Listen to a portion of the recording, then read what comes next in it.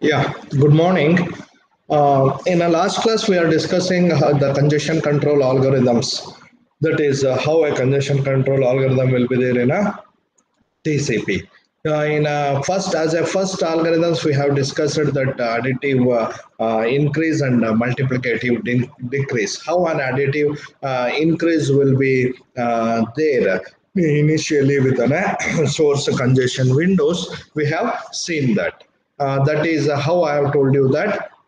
For example, the congestion window, which is there with an source nodes, will be maintained with the two factors that we should know always with two factors. That is, what will be the network traffic which is there, means that is what where how the congestion is going to occur, means where the congestion is there. Next, another one is advertise window of the this one means destination node. So advertise window, it's a clear cut that your destination node will send you make the flow like this in this particular ratio. So it's not at all a problem. But defining a congestion is the one problem which we have seen.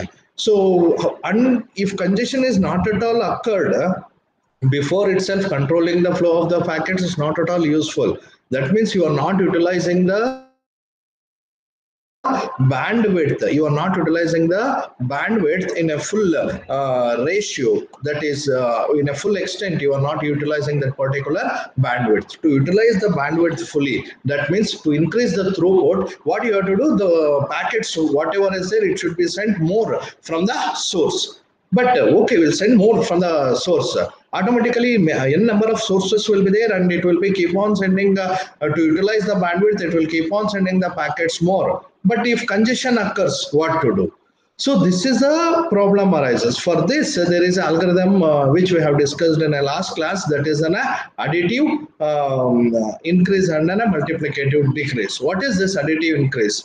If congestion is not there, assume the one minimum one packet must be there in a window, congestion window. Always, it never goes less than that. That you have to keep in your mind. That is, first packet will come after the acknowledgement, then two packets will come, then three packets will come, then four packets will come, then five packets will come, then six packets will come, then seven packets will come. Like that, additive increase will be keep on doing. So 8, 9, 10, 11, 12, so 13. Assume that exactly at one particular stage, the congestion will occur. What do you mean by that? Like this, what I have told, all the sources, whatever is there, all the senders, whatever is there, they will also be additively increasing their packets. Then automatically 2 will become 3, 3 will become 4, 4 will become 5, all will keep on sending. Then bandwidth utilization will become more. Then that bandwidth rush will come to the router. Then router, what it will do, if it the capacity of the queue will be overflowed, then automatically packets will drop. That is the situation of a congestion. Once the congestion occurs there at a router, then router will intimate the sources. Then sources, what they will do, then they will adapt the multiplicative decrease algorithm. What do you mean by multiplicative decrease algorithm? Whatever a present value of a congestion window is there, assume 32 packets now it's sending.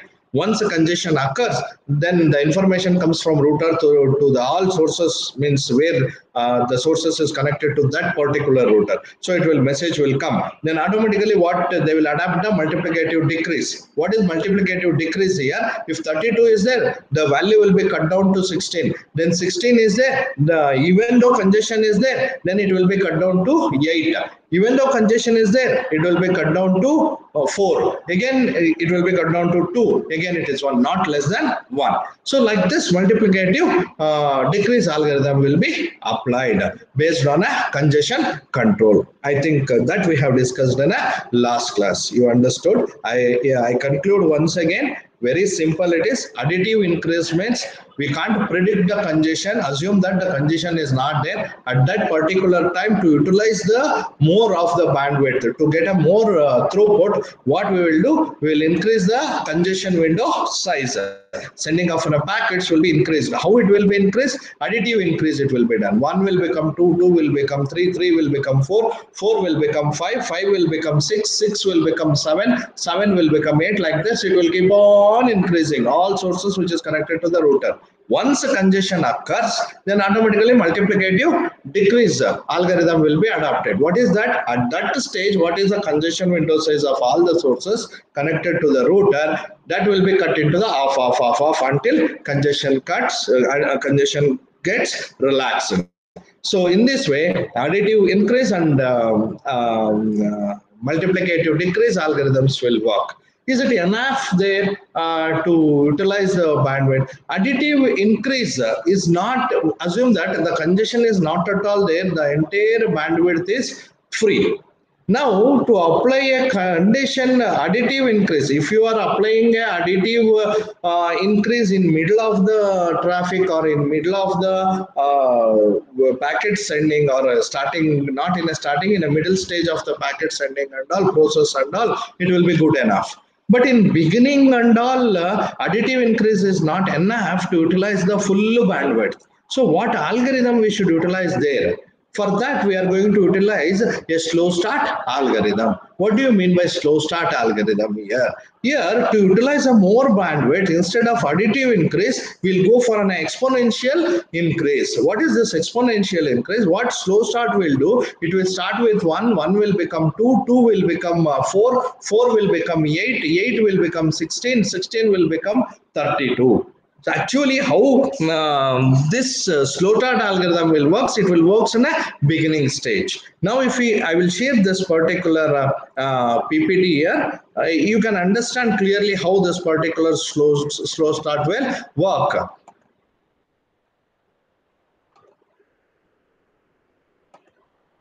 Yeah. Now see, slow start, the additive increase mechanism just decreased is the right approach to use when the source is operating close to the available capacity of the network. That means, assume your bandwidth is, for example, I'm telling your bandwidth is 50 Mbps and your throughput is almost all some 40 range it is there. Then okay, additive increase is good at that stage. But below that initial stage, assume TCP therefore provides a second mechanism, ironically called slow start, that is used to increase the congestion window rapidly from a cold start. So to utilize the bandwidth fully, what we are going to do, we should increase our congestion window in a rapid way. That is, it will always, the slow start effectively increases the congestion window exponentially rather than linearly. In rather than additive nature, it will go like this in an exponential nature. So in this way, the things will work. Coming to the sorry, next.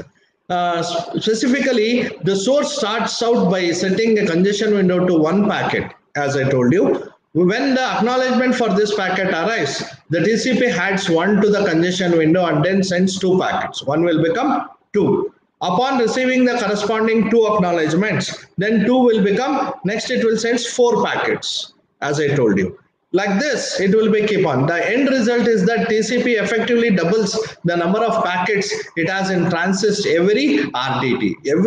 Once the acknowledgement receives, RTT means the packet will move from source to the destination and acknowledgement will come back to the source. So this is one RTT. So every acknowledgement coming back, for example, 1 packet will send, 1 acknowledgement will come, 2 will go, 2 acknowledgement will come, 4 will go, 4 acknowledgement will come, 8 will go, 8 acknowledgements will come. Like this, the slow start will keep on working. Now you can observe here how the slow start will work. So 1 has gone, acknowledgement came, 2 has gone, 2 acknowledgements, 2 will become 4, 4 has gone, 4 acknowledgements, then 8 will go, 8 will come back. Means 8 acknowledgements will come back, then it will become a 16. Now, there are actually 2 different situations in which slow start runs. What is the situations we'll see? The first is at the very beginning of a connection. Just we started our internet. At that stage, you are utilizing very small bandwidth. To increase the bandwidth, we are utilizing this particular slow start algorithm, at which the time source has no idea how many packets is going to be able to have in a transit at a given time. In this situation, slow start continues to double congestion window each RTT until there is a congestion loss. at which time a timeout causes multiplicative decrease. So once it will keep on increasing in an exponential way, once a congestion occurs, then automatically a multiplicative way decrease will be occurred to divide a congestion window by 2. This we know already. Now coming to the next thing. There are actually another second situation you can see here. The second situation is in which slow start is used as a bit more substyle. It occurs when a connection goes dead while waiting for a timeout to occur. So when connections goes down and a new connection will appear, then automatically it will goes with a slow start. Recall how TCP's sliding window algorithm works that you know have discussed already in a selective repeat and piggy method and all. When a packet is lost, the source eventually reaches a point where it has sent as much data as the advertised window allows. Next, eventually a timeout happens, but by this time there are no packets in a transist maining. What do you mean by this? Until the acknowledgement will come, means source will receive the acknowledgement, the clock will be keep on moving. Until then, a new packets will not be sent. The source will instead receive a single cumulative acknowledgement that reopens the entire advertisement window. Another way, what is there here? For example, assume that all 7 packets are sent. A single cumulative acknowledgement will come. 8 acknowledgement will come. That is, all 7 has received. The next expected acknowledgement is 8. So this is a one way, as I told you, in a sliding window algorithms. So coming to the next. Although the source is using slow start again, it now knows more information than it did at the beginning of a connection. Specifically, the source has a current value of congestion window. This is a value of congestion window that expected period to the last packet last divided by 2. What do you mean by here? Assume that 32 is their congestion window, then it will cut down to 16. Almost all in 16, no congestion is there. So what it will do, it will maintain a congestion window between 16 to 32. It learned already. Why? Because in a previous things and all it has learned. So 16 to 32, it will apply an additive increase, not an exponential increase again. So in this way, we can think of this as a target congestion window. So it will fix the target. Slow start is used to rapidly increase the sending rate up to this value, and then additive increase is used as I told you. So it will fix one value. At that particular stage, it will keep on going with an exponential range. After that, it will go with an additive. We will fix one range. Assume that after crossing a 16 packets, congestion is occurring every time. Assume, for example, I'll tell you.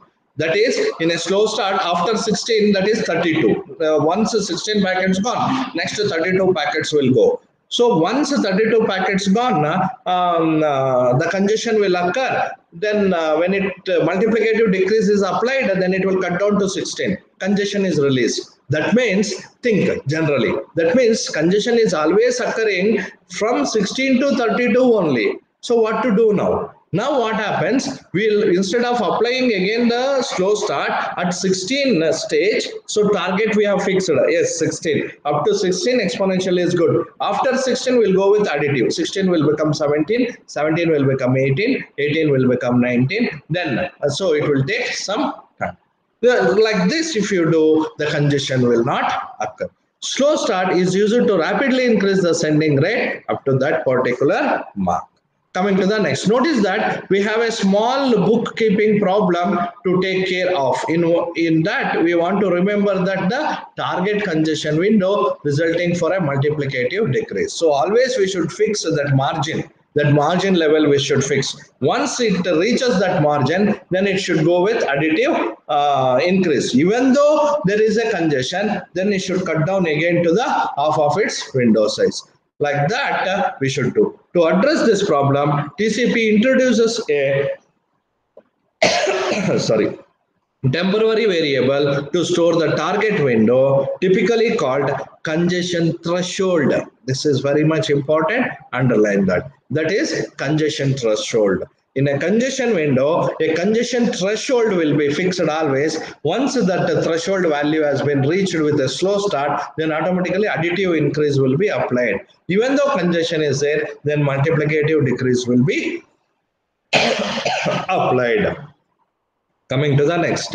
The variable congestion window is then reset to one packet and it is incremented by one packet to for every acknowledgement that is received until it reaches the threshold. Congestion threshold at which point it is incremented by one packet per RTT. That means it will adapt the additive. Coming to the next algorithm you can see here. In other words, TCP increases the congestion window as defined by the following code fragment. Just a sample code it is there. So you can see the congestion window, state congestion window, whatever is there. Now increment by state maximum sequence, whatever a maximum sequence is there. If congestion window is greater than the threshold value, whatever a threshold value you have fixed, if that congestion window whatever is there is greater than state, then increment is equal to increment into increment value divided by current. We'll come back there. Otherwise, state of congestion window will be equal to minimum of congestion window plus increment comma TCP max win. So maximum window, whatever advertisement window has been told, it can reach up to that window, right? So you can go in a exponential way. So in this way, the slow start will be taken into the consideration. Now you observe here behavior, you can see how beautiful it is. Now behavior of a TCP congestion control colored line is equal to value of congestion window over time, solid bullets at the top of the graph, timeouts you can take, hash marks hash marks at the top of the graph, time when each packet is transmitted, vertical bars, time when a packet that was eventually retransmitted was first transmitted. Now you can see here how the things will go. Slow start will go there here. Are you seeing here? Right, it will come over there exactly at this KB. Congestion has been occurred, so automatically it will go with an additive increase. After additive increase, again congestion will be there more, again it will comes down to the half of it, so it's one packet, again it will comes down, again it will go with an increase there here, right? So it's going, and again congestion is there, it will cut down, again it will go like this, it will keep on working. So coming to the next algorithms, these are first three algorithms are on a basic algorithms which you should keep in your mind always. That is, slow start will be there first in the beginning. So once it reaches the threshold, additive increase will be there. So once, even though congestion is there, multiplicative decrease will be there. So these three algorithms should be there always in your mind. Coming to the next, fast retransmit and fast recovery. What is this particular algorithms? We'll see now. The mechanisms described so far were a part of the original proposal to add a congestion control to TCP. This default in a TCP, these algorithms, what a previous three algorithms will be there always. It was soon discovered, the next step, however, that the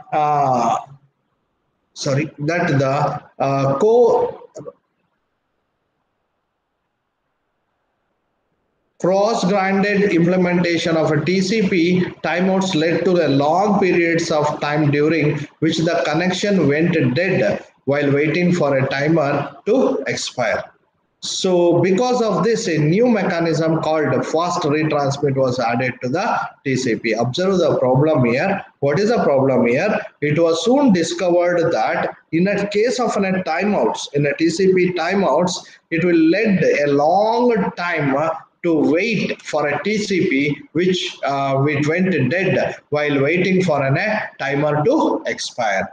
So until assume some time is there, until timer expires, the TCP should wait or it will be dead. So instead of that, to recover, to make a fast of that, a fast retransmit was taken, algorithm was taken into the consideration. Now we'll see what this fast retransmit will do.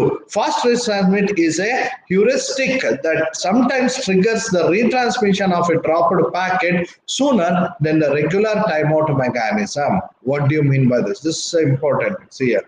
What is this?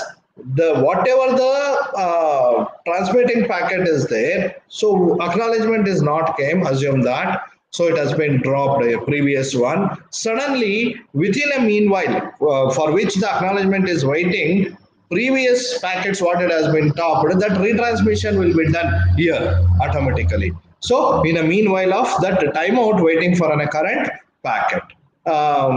Best example I tell you, ಹಿಂದಿನ ಕೆಲಸ ಮಾಡ್ಕೊಳ್ಳೋದು. ಈಗ first ಈ ಕೆಲಸ start ಮಾಡ್ಬಿಡೋದು, ಈ ಕೆಲಸ ಅಷ್ಟರಲ್ಲಿ ಈ ಕೆಲಸ ನಡೀತಾ ಇರುತ್ತೆ. So we should wait. Instead of waiting you can go attend with the other packet work previously sent acknowledgement received, you can retransmit that.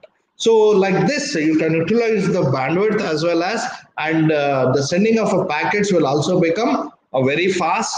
That's why fast retransmit is there.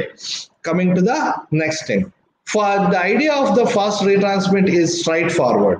Every time a packet arrives at the receiving side, the receiver responds with an acknowledgement, even if this sequence number has already been acknowledged. Even though the repetition of the acknowledgements means retransmission has been done, no, even though sometimes if acknowledgement is filed, the original packet will go second time, so then also it will acknowledge this. Thus when a packet arrives out of order, that is the TCP cannot yet acknowledge the data the packet contains because earlier data has not yet arrived. So TCP resends the same acknowledgement it sent the last time. So whatever the packet it's coming, means the present packet it's coming, so assume that it will take to the buffer, and there the data which is half of the data will be there, which will be not matching the previous data, or previous packet will not be there. So what the sender means receiver will do, it will resend the acknowledgement of the previous one. So then retransmission can be done easily. Now, fast retransmit and fast recovery. We'll see what is this. This second transmission of the same acknowledgement is called a duplicate acknowledgement. So once the retransmission, whatever the second transmission has been done, here the duplicate acknowledgement has to be sent. When the sending side sees a duplicate acknowledgement, it knows that the other side must have received the packet out of order, which suggests that the earlier packet might have been lost. This is important. Once the duplicate acknowledgement came, already acknowledgement came, for assume that packet 4 acknowledgement came. Again it will send a acknowledgement 4 only. That means 3 is missing there. The previous packet is missing, where the packet out of order it is going. Then what it should do, again it should retransmit the 3. Since it is also possible that the earlier packet has only been delayed rather than lost, the sender waits until it sees some number of duplicate acknowledgement. So again and again another same acknowledgement is coming, then the retransmits the missing packets. The sender will retransmits the missing packet. Now, when the fast retransmit mechanism signals congestion rather than a drop, the congestion window all the way back to one packet and run slow start. Once congestion occurs in a fast retransmit, what it will do, again it will come back to the one. Here no off things. Multiplicative decrease is not there here. Here it will comes to 1, again it will start with slow start. Again it will go with the increasing. So fast retransmit of the packets will be keep on doing. So instead of sending 1 copy, it will send 2 copies, 3 copies. It will take 1 copy acknowledgement, yes, done. Again it will leave. So fast retransmit will be there. This mechanism, which is called fast recovery, effectively removes the slow start phase that happens between when fast retransmit detects a lost packet and additive increase will begins. What this fast recovery will do, the next algorithm, fast recovery will do, in between the slow start algorithm, in between that coming down to 1, what it will do, it has to wait for some more acknowledgements, correct? No, that is fast recovery. So there the additive increase will be applied. So that is called as a fast recovery. Now how this fast retransmit and all works, you can see the example here how it has been gone, right? So in this way, congestion control will be done. Now, congestion avoidance mechanisms we will see now. What is this congestion avoidance? Now, whatever we have discussed, if congestion occurs, what to do? Now here, not to occur a congestion, what mechanisms you can apply, that we are going to see in this particular topic.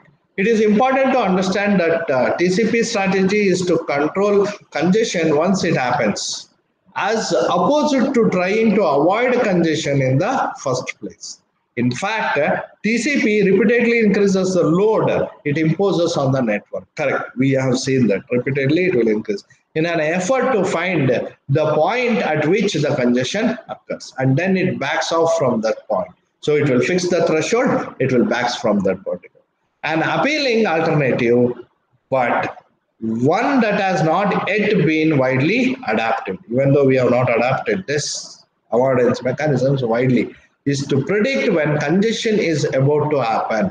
So to predict when congestion to about to happen, that is important, and then to reduce the rate at which the hosts are sending the packets. So we'll predict based on a threshold, something like mechanism like that, we'll predict congestion will occur and we'll make the window to cut down or reduce the sending data. We call such a strategy as a congestion avoidance to distinguish it from a congestion control. So once congestion occurs, if you apply a mechanism, that is called a congestion control. Before congestion occurring, if you are applying some algorithm to avoid congestions, that is congestion avoidance. Now on the DEC bit, that is how you are going to take it. Now, the first mechanism developed for use on the digital network architecture, that is DNA, a connectionless network with a connection-oriented transport protocol. As I told many times to you, your IP protocol will work with connectionless idea, means connectionless routing will be taken into the consideration, but your TCP will always end-to-end process will always goes with a connection only. This mechanism could therefore also be applied to TCP and IP. As noted above, the idea here is to more evenly split the responsibility for a congestion control between the routers and the endpoints. So always a connection oriented, why it will be there at a TCP to make the control, to predict the congestion and all. So here in IP, why it will not be there? To utilize a more bandwidth, it should be there like that as a connection less. It can use any of the link. Coming to each router monitors the load it is experiencing and explicitly notifies the end nodes when congestion is about to occur. Very important. So whatever end nodes, here destination or on a source, the router in between, it will tell both of them that congestion is going to occur. This notification is implemented by setting a binary congestion bit in the packets that flow through the router. Hence the name DEC bit. Note it down. DEC bit means the bit binary congestion set bit, whatever will be there. The destination host then copies the congestion bit into the acknowledgement. It sends back to the source. Finally, the source adjusts its sending rate, means congestion window will be adjusted and it will avoid the congestion. So DEC bit, again a single congestion bit is added to the packet header. A router sets this bit in a packet if its average queue length is greater than or equal to 1 at that time. See how beautiful it is. At a router, if queue has been full, packets will drop. That is congestion. Correct? Now, what mechanism to avoid the congestions we are applying? In a queue, we will fix some average queue value. Assume 50 packets are there in a queue. Exactly at 45 stage, we'll fix 45. Okay. So, fact 45 is the threshold will fix. Exactly at a 45 packets are filled. What this router will take whatever the remaining packets are coming. That for that packets it will set the congestion bit to 1 and it will be sent. That is DEC bit it will set to 1 and it will send and it will tell that the queue is coming to full, maybe congestion will occur, you slow down. That will go to the destination as I told and it will put an acknowledgement, it will come back to the source. Then source will regulate its sending data, means it will cut down its sending data. This average queue length is measured over a time interval that spans the last busy plus idle cycle plus the current busy cycle. So based on that, how the traffic is coming, based on that, the queue threshold will be set. Essentially, the router calculates the area under the curve and divides this value by the time interval to compute the average queue length. Using a average queue length of 1 as a trigger for setting the congestion bit is a trade-off between the segment queuing and increased idle time will be there. Now observe how average queue length will be set. What do you mean by this average queue length will be set? Based on a flow, what will be the idle time, when traffic will come, means when packets will come, when queue will be full. For example, only 2 packets will be there in a queue for some time, then half will be there, then full will be there, then threshold it will reach. Like that, we'll make an average based on a time span and we'll cut that into the time intervals, right? So at this particular time interval, the traffic of a queue will be more. Right. This burst time we are going to take into the consideration. Best example, the real time example for you is in a particular circle of a city, the traffic jam will occur more from a morning, assume that from 8 o'clock to 10:30 or 11:30. Later on, there will be a less traffic will be there. And in the evening, again from 3:30 to the 6:30, again more traffic jam will be there. How you can tell like that? So you will tell like that the moving of vehicles in that particular circle will be more at this particular time. Why only at this particular time? Why? Because the usage of the persons will be more at that particular time. So this how this survey has been done. It will someone should stand there for some days. They should calculate the average vehicles move from that particular cycle, and then the one survey report should be given. So then only we'll come to know that. We can't tell simply like that. Usually, how a perfect survey report, some 10 to 20 days, a person should stand in that circle and same thing here. We should observe first the queue, how the queue is filling up with the packets in one particular general traffics. So at this particular time, we'll calculate a average queue length. Coming to next, the source the source records how many of its packets resulted in some router setting the congestion bit. So means how many packets are being set to the congestion bit. In particular, the source maintains a congestion window just as in TCP and watches to see what fraction of the last window's worth of packets resulted in the bit being set. So what it will do, it will not reduce full, it will reduce the congestion window to less, and then it will send the packets. It will see again congestion bit will be set or not. If congestion bit has not set, no, it will be keep on sending that load. Again, if congestion bit has been set, it will reduce some more. Not gradually it will reduce. So again it will reduce. So that many packets it will be sent again. So again that packets is set, congestion bit has been set, then again reduce, like that it will be keep on doing. If less than 50% of the packets at the bit set, then the source increases its congestion window by 1 packet. Then if more than 50% it is like that, then it will cut down to 1. If 50% or more of the last window's worth of packets at the congestion bit set, then the source decreases its congestion window to 0.85 times the previous value. It will cut down full graduate. So it will be the calculation mode. Next, the value 50% was chosen as a threshold based on an analysis that showed it to correspond to the peak of the power curve.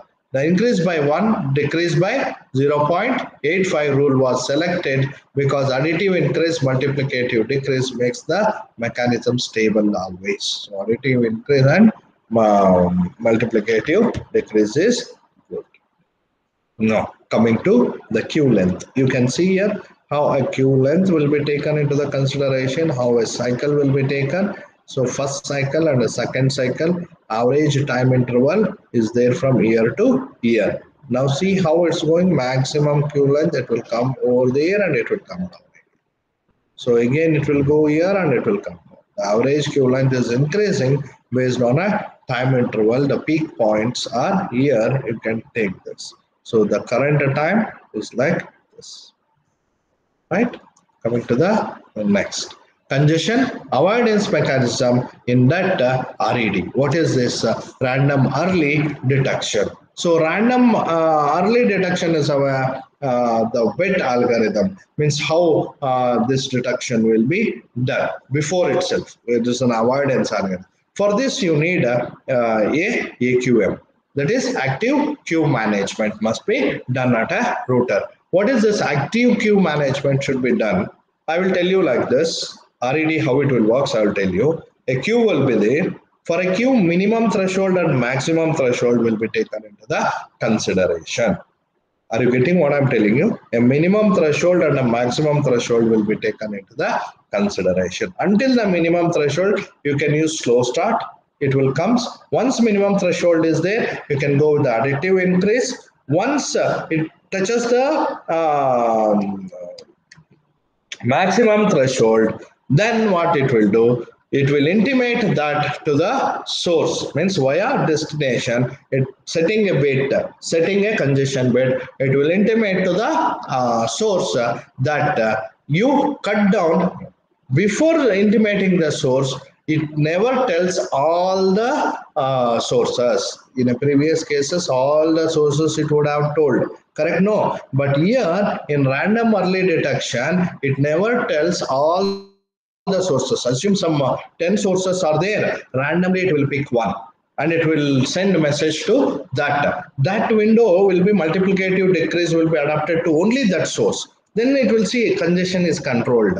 No, congestion is going to still threshold is crossing, means Q threshold is crossing. Then it will trigger another probability and it will so makes another source to cut down the window size to off. Are you getting what I'm telling you? So again, it will not all the n resources is cut down to half. It will make random early detection and it will make randomly cut down the window size one by one source. If assume that, for example, some 10 sources are there, some 4-5 sources has cut down the window size to half, automatically the threshold below it will comes down the queue, then no congestion will occur, never it will occur. So like this, the avoidance we can make. See, now we will go according to the syllabus now. A second mechanism called the random early detection is similar to the DEC bit, same scheme. In that each router is programmed to monitor its own queue length, and when it detects the congestion is imminent to notify the source to adjust its congestion window. RED, invented by Floyd and Van Jacobson in the early 1990s, not so far, differs from the DEC bit scheme, what you have discussed, two major ways. These two major ways you have to take into the consideration. The first is that rather than explicitly sending a congestion notification message to the source, RED is most commonly implemented such that it implicitly notifies the source of congestion by dropping one of its packets. That means randomly it will pick the source, it will drop one of its packets and an intimation message will be given. Once it drops, then automatically intimation message will be given to that source to cut down the window. The source is therefore effectively notified by the subsequent timeout or duplicate acknowledgement. RED is designed to be used in conjunction with the TCP, which currently detects congestion by means of timeouts. So based on a timeout, once the packet has been dropped, a timeout will occur, no acknowledgement will be there, a duplicate acknowledgement will come from destination. That means previous packet has not been sent. So retransmit of that packet will be done. That means that the source will come to know that there will be some congestion, it will cut down its window size. Which packet randomly dropped, that source only, not all sources. That is the speciality of RED. As the early part of the RED acronym suggests, the gateway drops the packet earlier than it would have to. Congestion not occurred. Even though congestion not occurred, the threshold value crossed, automatically randomly it will pick one source and that source packet will be dropped here in a router. That is RED. So automatically that source will cut down the window size to off. Why? Because acknowledgement not came, a duplicate acknowledgement came, retransmission has been intimated, therefore it will be adopted multiplicative decrease. So has to notify the source that it should decrease its congestion window sooner than it would normal have. In other words, the router drops a few packets before it has exhausted its buffer space completely. Note this point.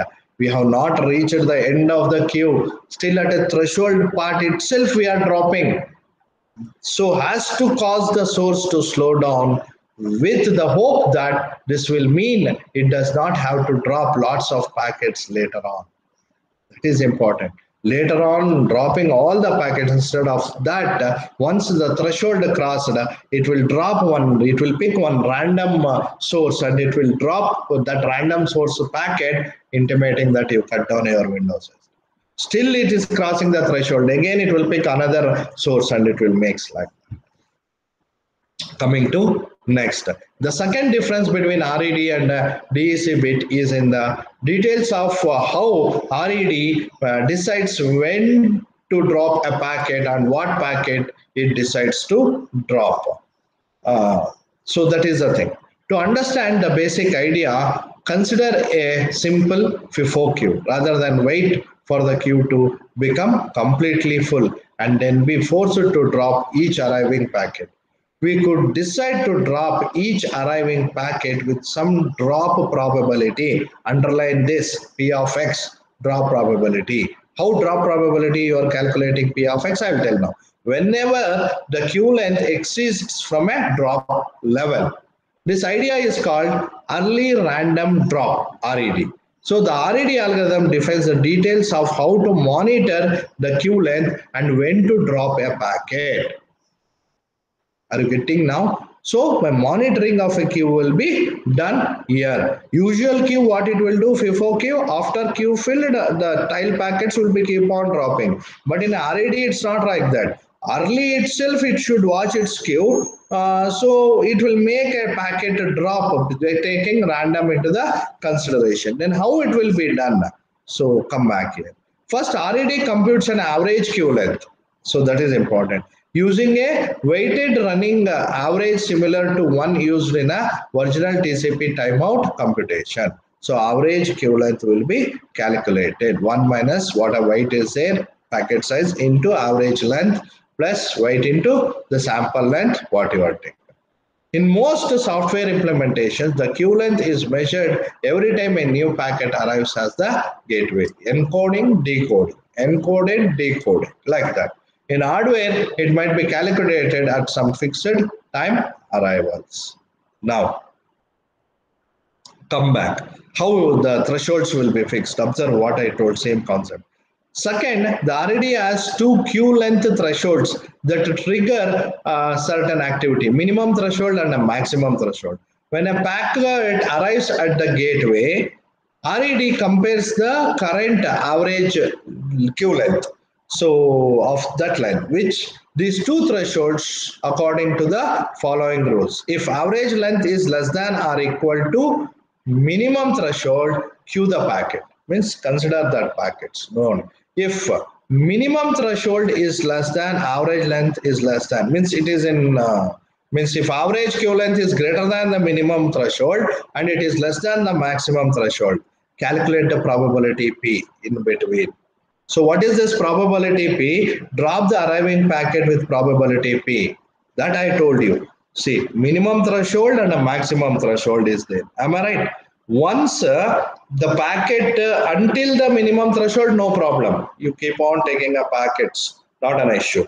Once minimum threshold has been crossed, from minimum threshold to the maximum threshold, the main RED algorithm will work. What it will do, it will pick any one probability. Based on a probability, it will pick one source and it will drop a packet of that source. Then automatically that packet will cut down, means that source window will cut down to off. So it will tries to maintain the traffic from minimum threshold to the maximum threshold always, where congestion will not at all occur. So even though in that case, if it crosses, means it crosses the maximum threshold. If maximum average queue length is greater than, maximum threshold is less than or equal to, drop the arriving packet. Continuously, you drop the packets. Means, or you go back to the drop time algorithm. So your RED algorithm will works in between. Means congestion avoidance will be done there in between. Now, P is a function of both the average queue length and how long it has been since the last packet was dropped. Specifically, it is computed as you can see the P value, how it is going to come. The maximum P into average queue length minus minimum threshold divided by maximum threshold minus minimum threshold. This point will be given by user. So the probability, I will fix probability of 4, I will take 0.4, I will take that threshold. So at that particular point, this will be calculated and then P is equal to temp of P, whatever calculated divided by 1 minus count into 10. That's a probability of chance of dropping the packets. Now, how you can see the minimum threshold and maximum threshold. This is average queue length. Up to here, no problem. Observe carefully. Up to here, no problem. It will keep on taking.